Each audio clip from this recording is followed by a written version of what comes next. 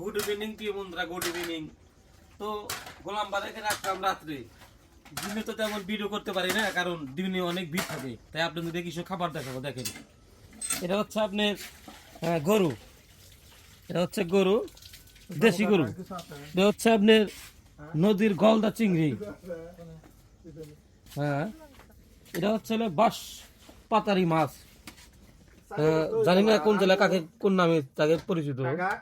এটা হচ্ছে আপনার ইলিশ মাছ। এটা হচ্ছে ইলিশ।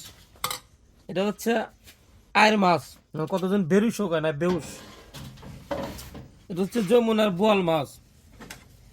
আর সর্বশেষ হচ্ছে আপনার এখানে মুরগি, যেটা গোলামবাড়ি এখানে খুবই বিখ্যাত। আবার এখানে আরো নদীর গুড়া মাছ আছে 12 মিশালি।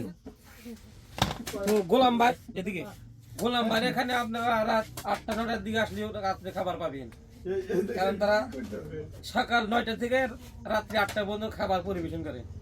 সবাইকে ধন্যবাদ।